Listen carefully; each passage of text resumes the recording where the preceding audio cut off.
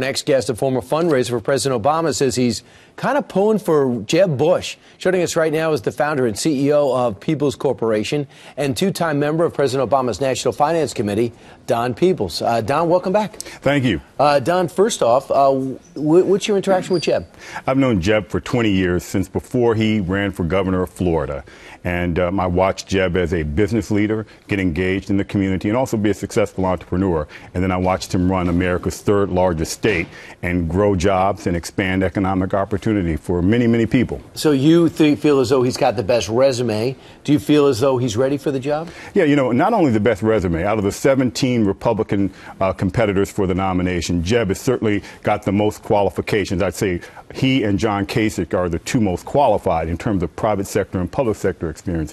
What Jeb has also is a commitment to equal economic opportunity for all Americans. He also has been a proponent of improving education on an aggressive basis. And I think those are two very important things facing this country, especially when we have this widening income disparity between many Americans. All right, so when you look at Hillary Clinton, she also has a very diverse resume. Why is he the better choice? Well, Hillary Clinton has not been the chief executive of anything.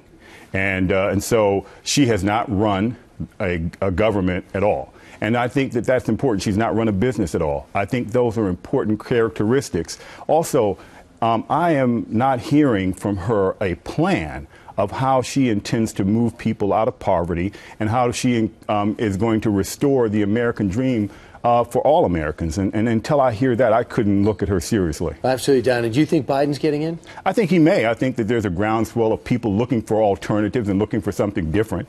And yeah, I think he may very well. He's spending this week with his wife in South Carolina thinking about it. I think he's going to get in, too. It's just amazing. It seems you have 17 on one side and 3, and maybe the two leading contenders will be closer to 70 than 60 on the Democratic side. Yeah. Now, for you personally, running for mayor of New York, is that a possibility? Yeah, absolutely it is. It's a possibility. You know, look, no one rooted for Bill de Blasio more than I did. No one wants him to be successful more than I do. In fact, I supported him for mayor. But in the first 2 years in office, he's been very ineffective. And it's been very disappointing. And people are struggling here in New York. There's not the opportunity that he promised. And he's just not delivered. And I think that that is a real serious issue. He's not delivered on affordable housing. He promised 200,000 new affordable housing units and has yet to deliver one unit in nearly 2 years in office. He's promised to include minorities and women in the economic mainstream, and yet his government does only 3.9% of its business, $18 billion a year in business with minority firms. So $700,000 out of $18 billion. And overall, does it show liberalism's got a problem in the city? Well, I think he's a throwback to the 1990s, 1980s, 1990s, and he has more of a socialistic agenda, and that's just not what's going to take New York to the next level. This is the greatest city in the world. It's the epicenter of opportunity and creativity, and it needs someone who's approaching it that way. I'm hopeful that he'll wake up. Well, yeah, I'm not holding my breath because even the Democratic governor has had it with him. Don, I'd love to see it, and hope you actually get in. It's great to see you on set. Good to see you. Thank you very much.